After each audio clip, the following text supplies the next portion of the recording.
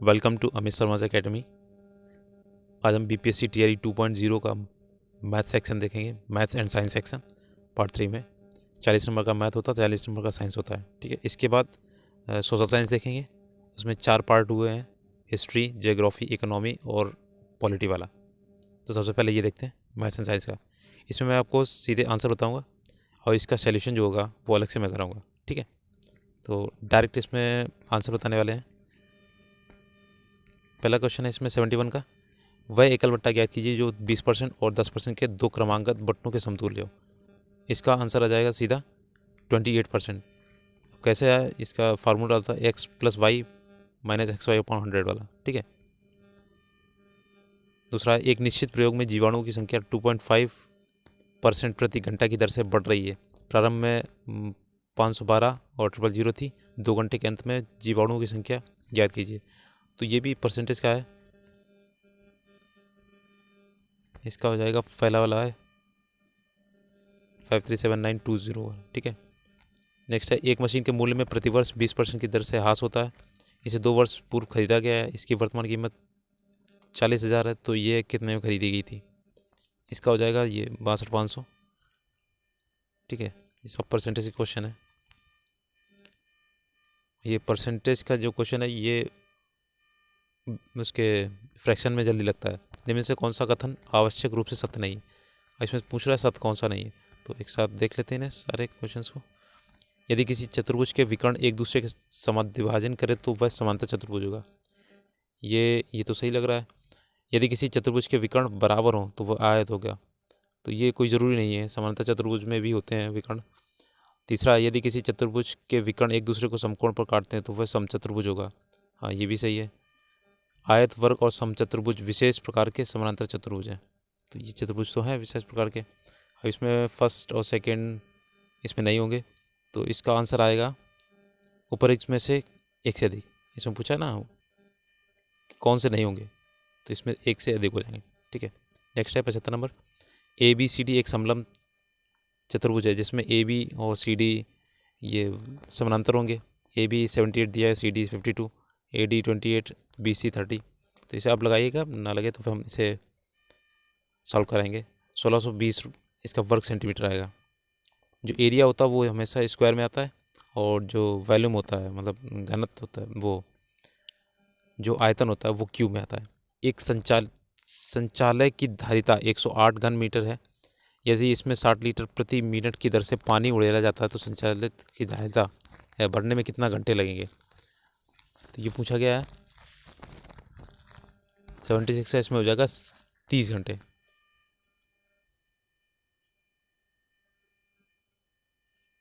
Next है 77, यदि किसी घनाभ की प्रत्येक भुजा दोगुनी कर दी जाए तो उसका क्षेत्रफल, उसकी सतह का क्षेत्रफल हो जाएगा।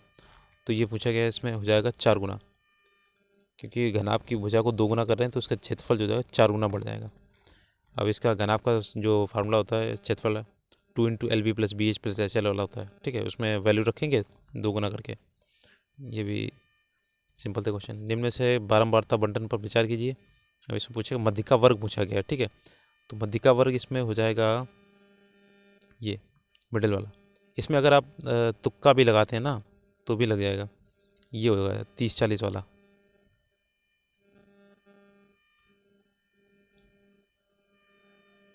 क्वेश्चन नंबर है 78 का, 78 का हो जाएगा 30-40 का, ठीक है। अब ये कैसे आए, इसका फॉर्मूला होता है अलग से।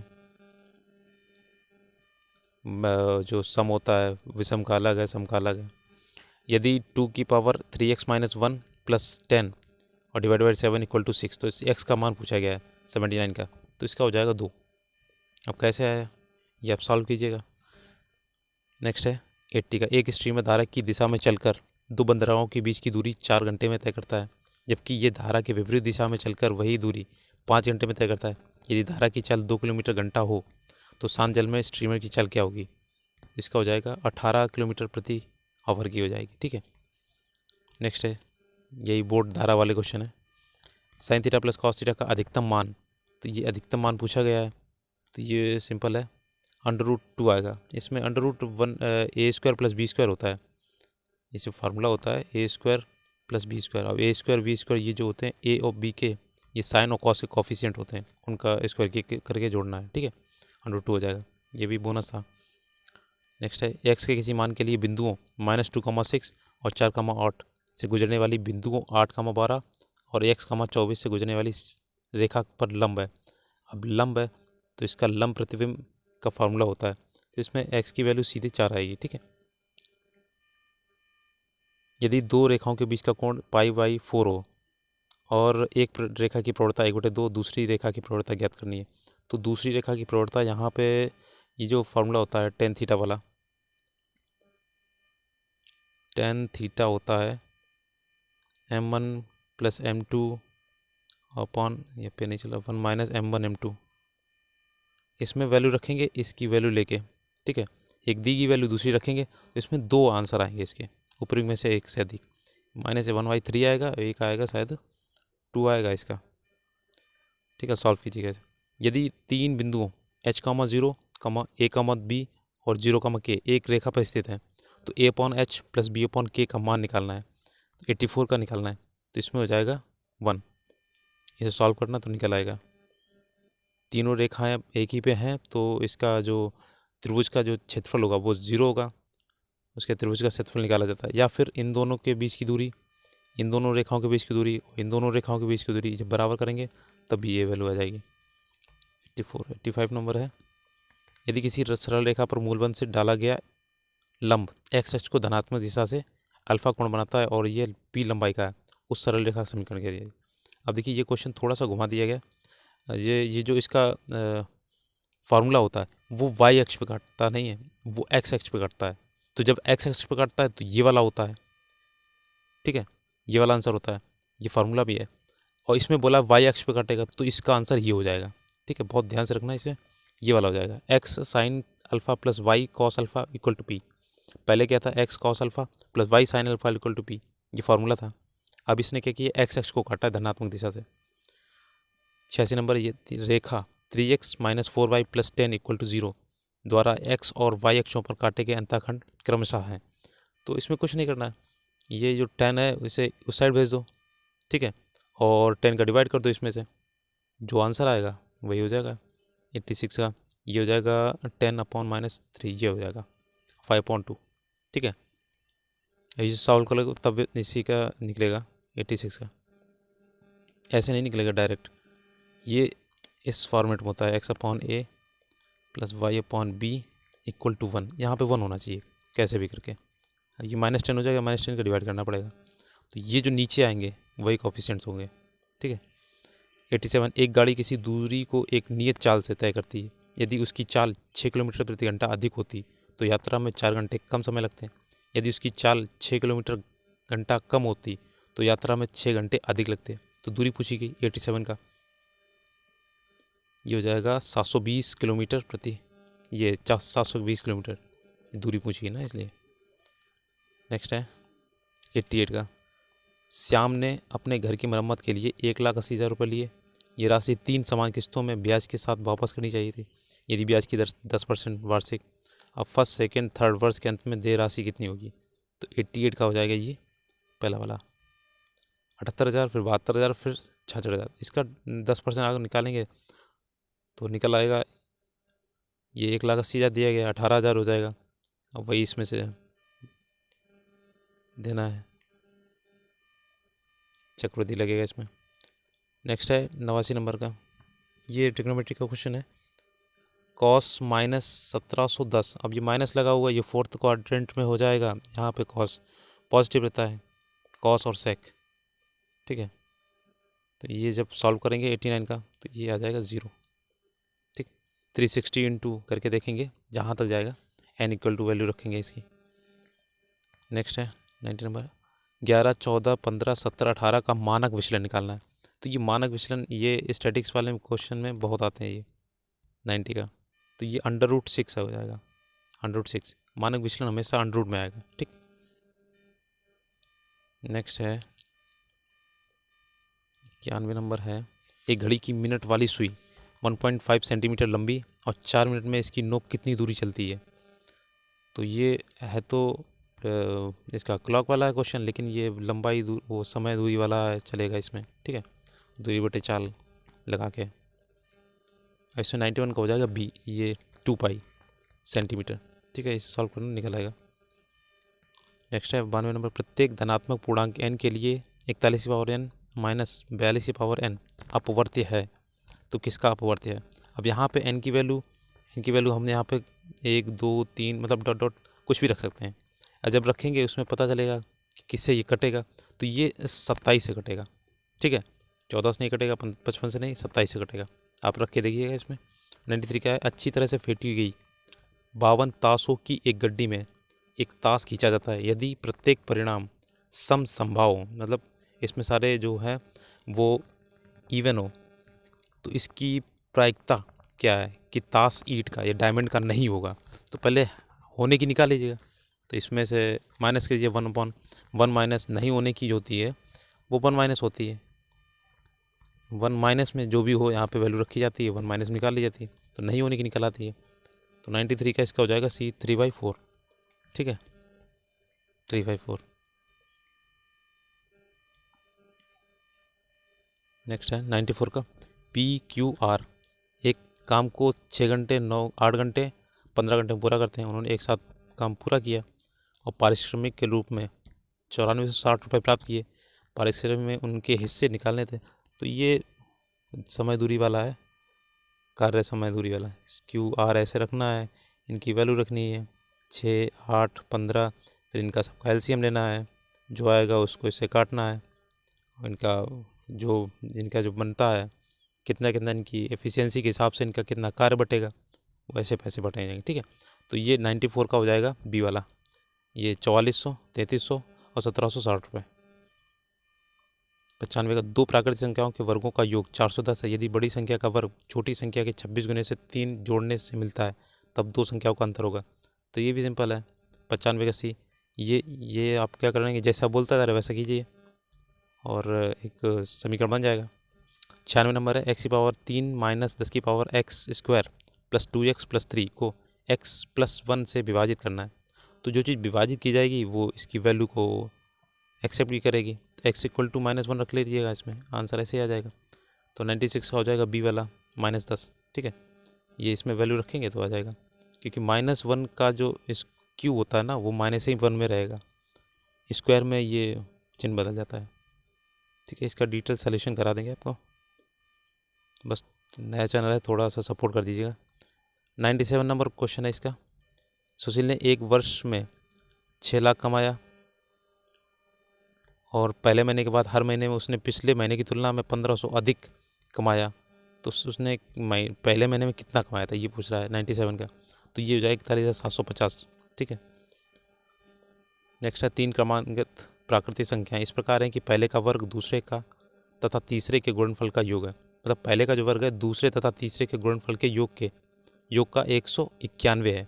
वे संख्याएं क्या है, तो ये 98 निकालना है, इसका हो जाएगा 9 10 11 का। नेक्स्ट है 3 बिंदुओं ABC के निर्देशांक दिए गए इसमें। ठीक है, ए का है a/√3 कमा a, बी का है 2a/√3 कमा 2a और तीसरा है a/√3 कमा 3a। तो ABC है। अब ABC है, इसमें निकालने के लिए क्या करना पड़ेगा आपको, ये त्रिभुज, ऐसे त्रिभुज बनेगा इसमें। अब जैसे यहाँ के बिंदु दिए गए, यहाँ के बिंदु दिए गए, यहाँ के बिंदु दिए गए, अब इनके बीच की दूरी निकालिए, फिर इनके बीच की दूरी, फिर इनके बीच की दूरी, अब उनको तीनों को कंपेयर कर लीजिए। ठीक है, कंपेयर करने के बाद पता चलेगा क्या है, तो समद्विबाहु निकलेगा इसका। समद्विबाहु में क्या होती हैं, दो भुजाएं जो होती हैं ना वो आपस में समान होती हैं, एक डिफरेंट होती है। ठीक है, 99 का हो गया।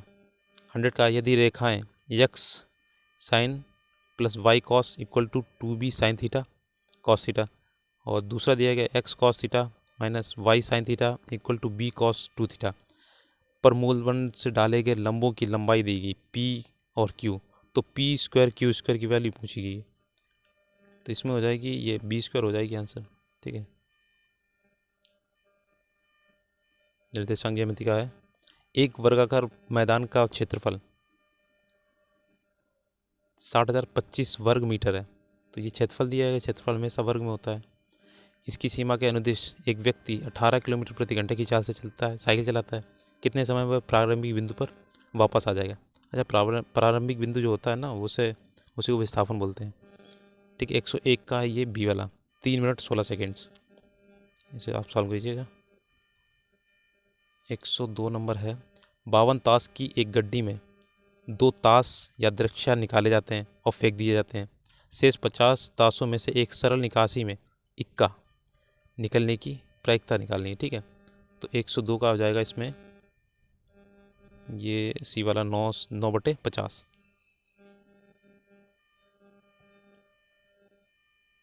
कॉस ए प्लस बी और कॉस ए माइनस बी का गुणनफल निकालना है। कॉस ए प्लस बी और cos A minus B. Cos A plus B का फॉर्मूला आपको याद होगा, कॉस ए कॉस बी करके क्या होता है, कॉस ए कॉस बी, और ये प्लस की जगह माइनस हो जाएगा। यहाँ पे साइन है साइन बी, साइन है साइन बी, ऐसे रखेंगे। ऐसे ही इसका हो जाएगा, माइनस वाला है तो यहाँ पे पहले आ जाएगा cos A cos B, plus हो जाएगा साइन ए साइन बी। अब इनको सबको मल्टीप्लाई कर देना है आपको। ठीक है, तो 103 का हो जाएगा ये बी वाला, कॉस स्क्वायर ए माइनस साइन स्क्वायर बी। एक मकान की खिड़की से एक झंडे के शिखर का उन्नयन कोण, एक मकान की खिड़की से एक झंडे के शिखर का उन्नयन कोण, उन्नयन कोण है यानी कि मकान नीचे होगा और झंडा ऊपर है, तो इस साइड का बनेगा ऐसे, ऐसे टाइप का, ऐसा इस टाइप का। यहाँ पे हो जाएगा 60। उसके आधार का अवनमन कोण, अब आधार का निकालेंगे तो ये 30 हो जाएगा, ये वाला ऐसे 30 आएगा।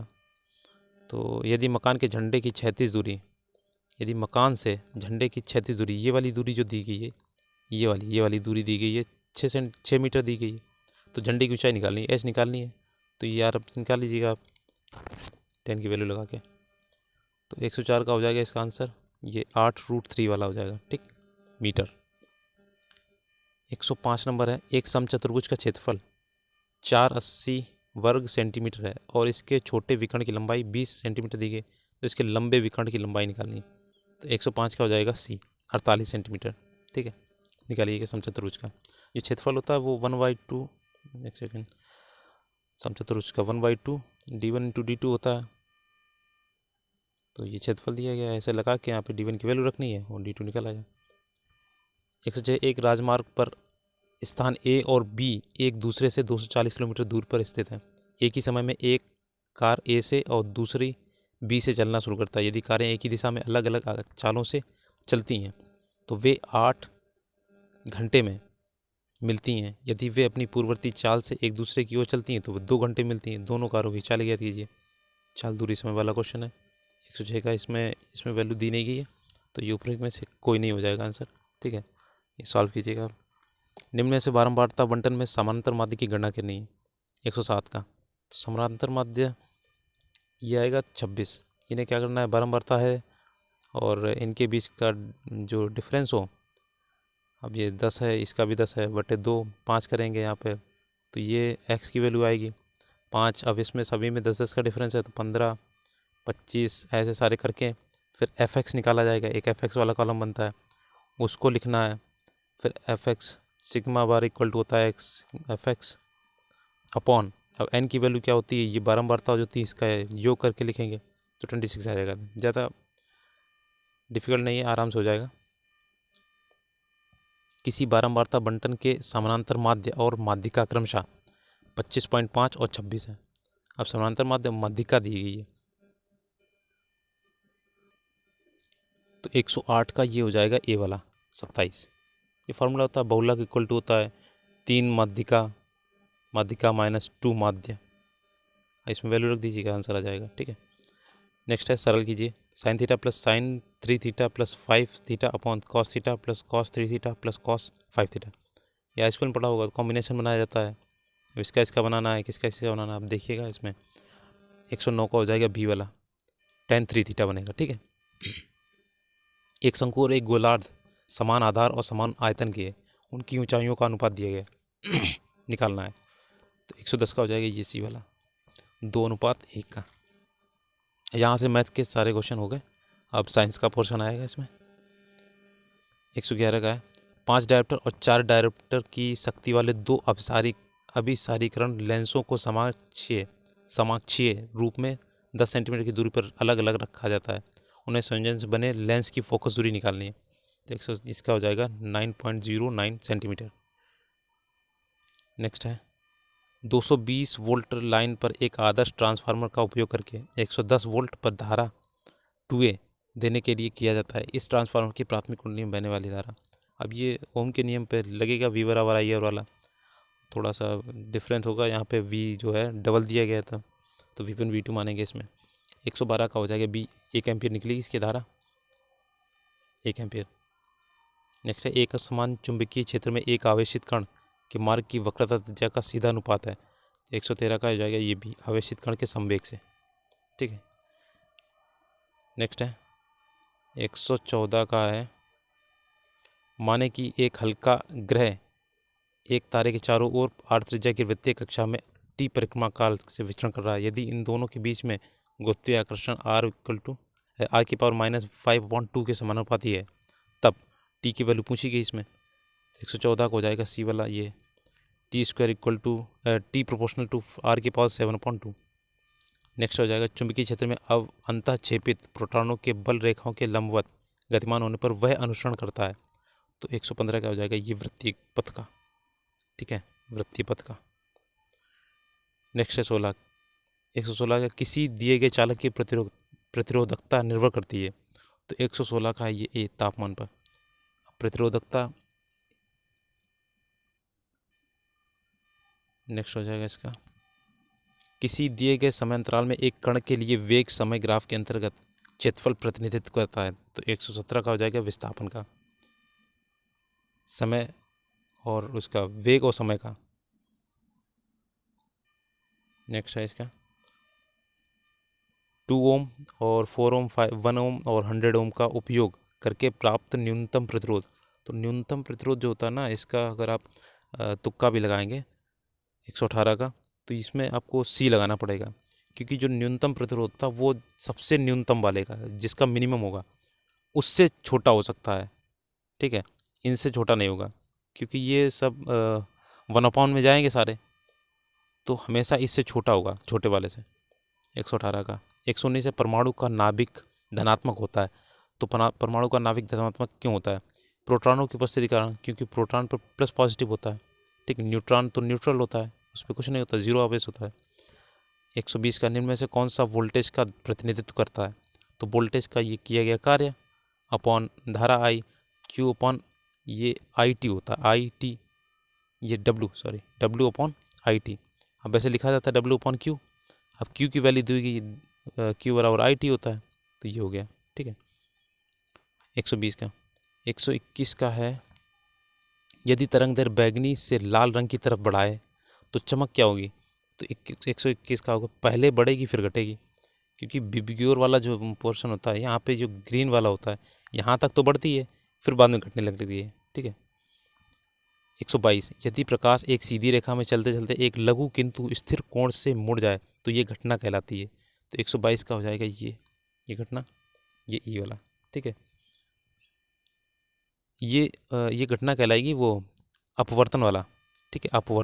अपवर्तन परावर्तन नियम सुने होंगे आपने, जब एक धारा उस पर ये कांच पे डालते हैं ना, तो ये ऐसे रिफ्लेक्ट करती है, ठीक है। 123 है, दो गोलियां एक साथ एक ही स्थान से किंतु अलग अलग गति से क्षैतिज दिशा में दागी जाती हैं, कौन सी गोली मैदान को पहले भेजेगी? तो 123 का सी, ये दोनों एक साथ भेजेंगी। ऐसे क्वेश्चन बहुत आते हैं, बीपीएससी ऐसे क्वेश्चन बहुत पूछता है, क्योंकि इसमें जो दूरी होती है ना उसका मतलब पड़ता है बस, और कुछ नहीं। इसमें हमेशा एक ही जगह एक ही टाइम पे भेदेंगी, कभी भी अगर दूरियां अलग होंगी तब इनकी चालों में कुछ अंतर आएगा, कौन पहले पहुंचेगा कौन नहीं। 124 का, यदि वृत्ताकार गति करते किसी पिंड की चाल त्रिज्या दोनों को दोगुना कर दें तो अभिकेंद्री त्वरण का परिणाम होगा। 124 का इसका हो जाएगा सी, दोगुना हो जाएगा, ठीक है। नेक्स्ट है, निम्न में से कौन सी अभिक्रिया विस्थापन अभिक्रिया दर्शाती है?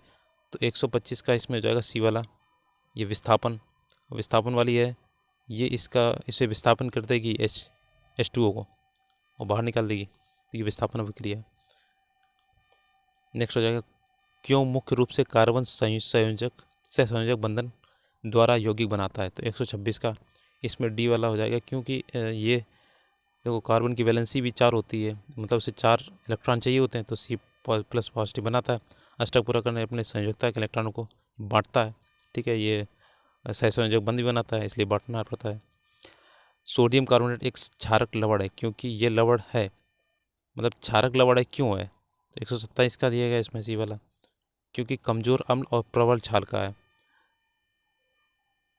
कमजोर अम्ल और प्रबल क्षार, जो चीज़ प्रबल होगी ना तो वो उसी का लवण बनाएगी, ये ध्यान रखना। अगर यहाँ पे अम्ल प्रबल होता तो ये अम्ल होता, क्षारक की जगह पे अम्ल होता। अब यहाँ पे प्रबल क्षार है तो इसलिए प्रबल क्षार का लवण बनाएगी। 127 को 128 नंबर है। प्रकाश की उपस्थिति में बेंजीन क्लोरीन से अभिक्रिया कर सकती है, कर बनाती है, क्या बनाती है, तो 128 का है सी वाला, बेंजीन हेक्साक्लोराइड, ठीक है।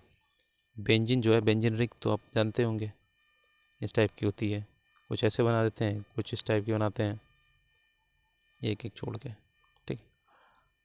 तो इसमें बेंजीन क्लोरीन कराएंगे तो बेंजीन हेक्साक्लोराइड बन जाएगा। 129 का, अब ये देखो, चूने को जलाने पर कैल्शियम ऑक्साइड तथा कार्बन डाइऑक्साइड प्राप्त होने की प्रक्रिया है, तो ये क्वेश्चन डिलीट कर दिया गया था, इसमें बोनस अंक मिले थे, ठीक है। ये घोल कुचले हुए अंडे के छिलके के साथ प्रतिक्रिया करके एक गैस देता है जो चूने के पानी को दूधिया बना देता है, घोल में शामिल है। तो ये घोल में आपका हो जाएगा HCl, हाइड्रोक्लोरिक एसिड हो जाएगा, ठीक है। 130 का ये बी हो जाएगा। नेक्स्ट है 131 का, NaOH के 10 मिली घोल को दिए गए HCl के 8 ml घोल द्वारा पूरी तरह से उदासीन पाया जाता है। यदि हम NaOH के समान घोल का 20 ml लेते हैं तो इसे उदासीन करने के लिए HCl घोल जो पहले के समान है की आवश्यक मात्रा हुई, तो ये 131 का हो जाएगा, इसमें ई, ये सॉल्व करना पड़ेगा, ठीक है। 132 का, pH पेपर पर तरल नमूने की एक बूंद डाली जाती है, ये देखा जाता है pH पेपर का रंग नीला हो जाता है।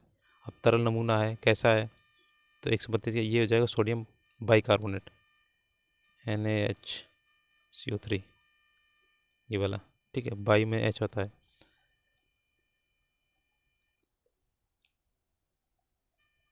लाल से, ये लाल से नीला हो गया ना। टमाटर में कौन सा अम्ल पाया जाता है, ये भी बोनस है, ये हो जाएगा ऑक्जेलिक एसिड। Na2CO3.10H2O को कहा जाता है, तो ये भी एक सब बोनस है, धोने वाला सोडा होता है, धावन सोडा, ठीक है, खाने वाला हो जाएगा NaCO3। 135 नंबर है, रसायन विज्ञान में pKa का अर्थ क्या है, तो ये बी वाला हो जाएगा, लघु गुणकीय पैमाने पर अम्ल प्रतिकरणित स्थिरांक होता है, जैसे H पॉजिटिव होता है वैसे। नेक्स्ट है रंगहीन स्पीसीज है 136 का, तो ये सी वाला हो जाएगा, Na3VO4। नेक्स्ट हो जाएगा कौन सी धातु जर्मन सिल्वर का हिस्सा है। अब ये जर्मन सिल्वर जो होता है ना, ये देखेंगे तो इसमें जर्मन सिल्वर है तो सिल्वर होती नहीं इसमें। 137 का इसमें हो जाएगा डी, ऊपर एक में से एक से देख, तो ये सारे होते हैं। कोल्बे की विद्युत अपघटीय विधि किस पर लागू हो सकती है, तो ये 138 है, इन सभी पे लागू हो सकती है, ठीक है, एक से अधिक। नेक्स्ट है पत्ती की कोशिकाओं में प्रकाश संश्लेषण का मुख्य स्थान क्या है, तो पत्ती कोशिकाएं जो प्रकाश संश्लेषण करती हैं वो ये हरित लगभग होता है जो क्लोरोप्लास्ट में। 140 का, भोजन नली की दीवार के संकुचन एवं विस्तार संचलन को कहते हैं, तो क्या कहते हैं 140 का, तो ये हो जाए पेरिस्टेलिक संचलन। नेक्स्ट है 41 का, मनुष्य में गुर्दे के मूत्राशय से जोड़ने वाली नलिका है, तो 141 का ये मूत्रवाहिनी, ठीक। 142 नंबर है इसमें, अलवण जलीय पौधे एवं जानवरों के बीच के जीवन के लिए सबसे उपयुक्त pH का परास क्या है, 142 का ये हो जाएगा 6.5 to 7.5। कच्चा हरा फल पकने पर रंग बदल लेता है, इसका कारण क्या है, तो ये 143 का हो जाएगा सी वाला, क्रोमोप्लास्ट में बदल जाता है। 144 का, अमीबा में भोजन का पाचन होता है, तो ये अमीबा में ये होता है खाद्य रिक्तिका, वैक्यूल्स वाले। नेक्स्ट है 145, निम्न में से कौन सा पौधे में राजधानी का कार्य नहीं है, राजधानी का कार्य नहीं है, तो 145 का हो जाएगा बी, वे कोशिका विभाजन की प्रक्रिया में सहायता करते हैं, तो ये कार्य नहीं इनका। विषाक्त संचय अपशिष्टों को संग्रहित करते हैं, वे स्फीति बनाए रखने में मदद करते हैं, ये सभी इसके कार्य हैं। रैनवीर नोड पाया जाता है, तो ये तंत्रिका कोशिकाओं में पाए जाते हैं, ठीक, नर्व सेल्स में। 147 का है ये, सॉरी 147। पक्षियों व सरीसृपों के बीच की अपर्याप्त कड़ी क्या है, तो ये आर्क्योप्टेरिक्स है। नेक्स्ट है 148 नंबर, डेंगू बुखार का कारण क्या है, 148 का। तो डेंगू बुखार ये हो गया बी, आरएनए धारक आर्बोवायरस, ठीक है, डीएनए नहीं होगा इसमें, आरएनए होगा। नवीनतम द्वितीयक जाइलम पाया जाता है, तो ये 149 का क्या हो जाएगा, इसी संवहनी एदा के ठीक अंदर। नेक्स्ट है तिलचट्टा में मेलपीगियन नलिकाओं द्वारा निम्न में से कौन सा कार्य किया जाता है, तो ये मेलपीगियन नलिकाएं ये उत्सर्जन करती हैं, एक्सक्रीशन वाला। और ये यहाँ पे 150 क्वेश्चन हो गए, 150 क्या मतलब 40 इसके हो गए। अब इसका जो अगला जो वीडियो आएगा उसमें आपका सोशल साइंस के जो 4 पार्ट हैं 40 नंबर के, वो सारे कराएंगे। अगर वीडियो अच्छा लगा तो आप अपने दोस्तों को शेयर कीजिएगा, थोड़ा सा सपोर्ट कर दीजिएगा, नया चैनल है।